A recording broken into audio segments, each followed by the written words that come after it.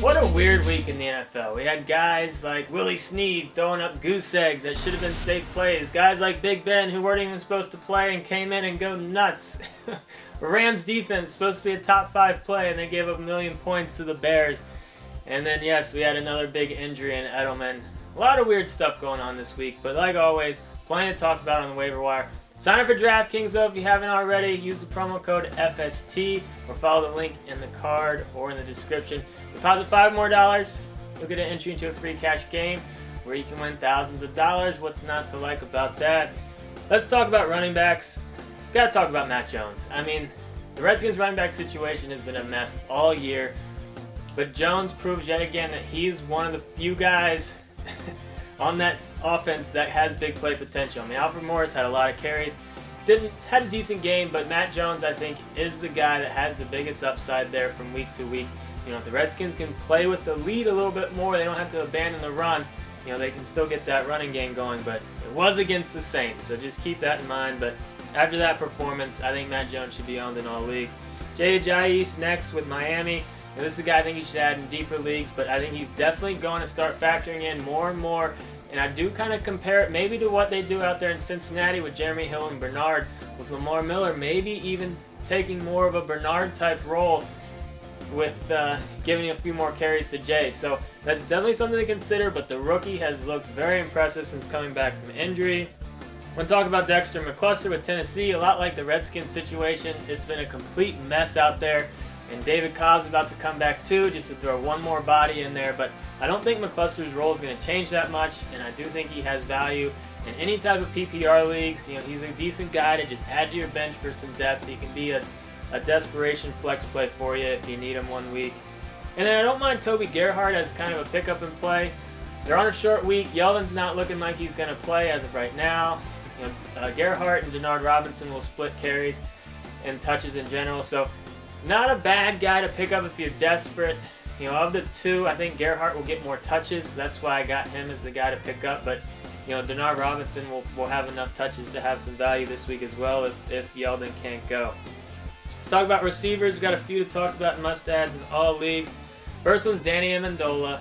You know, with the Edelman injury, obviously this opens the door for Amendola. They also lost Deion Lewis a couple weeks ago. So the Patriots are really, you know, they're going to have to look towards other people, and Amendola's going to get a lot of targets for the rest of the way. And he's not quite the same receiver as Edelman, but I think he can put up similar numbers as long as he can stay healthy. I mean, that's always been the thing with Amendola, but I do think you need to go after him pretty heavy, especially in PPR leagues. I mean, he's got a lot of potential here, a great situation for him. Michael Floyd I want to talk about next. He did get banged up Week 10, but he had an amazing game and he looked great doing it. So if the injury doesn't sound too serious, you know, Floyd needs to be getting a little bit more respect, only on a 60% of leagues. And then one guy I don't want you to forget about coming off of his bye, Stevie Johnson. He's only on 70% of leagues, so he's still out there in a few, but I think he's going to be a target monster for the rest of the way. So you're going to want to take a look at Stevie. One receiver in deeper leagues, Chris Givens with Baltimore.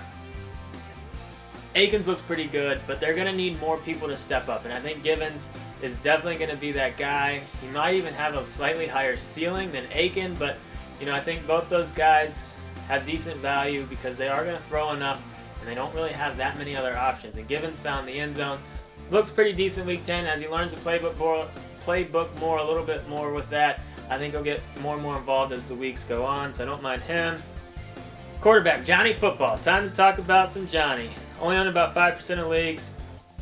It sounds like they want to go towards that direction. I mean, at this point, I think they should. I mean, McCown's an old man. Get Johnny going. I mean, he's, you know, potentially the quarterback of the future. Let's find out if he is for the Browns. And I think he needs to go right into the QB2 discussion. I think he could be a top 15 quarterback from here on out. I'd be surprised if he gives QB1 value, but any type of 2 quarterback league, you're going to want to be picking this guy up in deeper 1 quarterback leagues as well. Brock Osweiler is another guy that you need to consider. You know, they've already ruled out Peyton Manning for Week 11. Hopefully this isn't how Peyton Manning's career ends, but if it does, Brock's got some potential here just because of his weapons. I mean, he looked okay when he came in for relief. He definitely looked a lot better than Manning, but that was pretty atrocious the way Manning looked, but he's obviously playing injured. But I think Brock, again, kind of along the same lines as Johnny, You know, I think he could be a top 15 to top 20 quarterback if he does get the starting job from here on out. So something to consider just because of his weapons. And then Tony Romo, real quick too. You know the situation with him. He's coming back this week. He's only on 65% of leagues, so he needs to be on the more leagues than that. I mean, at the very least, he needs to be a QB2 that you can, you know, play the matchup game with your quarterback, because he is going to have some big games. Tight end, I had to talk about Zach Miller after what he did for the Bears Week 10. I do think he will be a boom or bust type guy, but with what he did Week 10, you got to consider him in any type of really deep, 12, 14 team league if you're looking for a tight end with a week-to-week upside. The Bears offense has looked much, much better since getting some of their weapons back.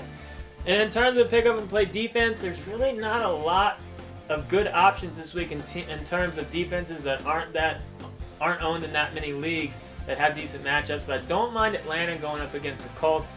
I think it actually hurts playing a defense against the Colts, the fact that Hasselbeck's going to be in there instead of Luck. I think, because Luck doesn't exactly protect the ball as much. But I'm not really that afraid of the Colts offense at this point. I think they're going to struggle to put points up on the board, and I think Atlanta is a decent play. I don't love them, but not a bad pickup and play for you.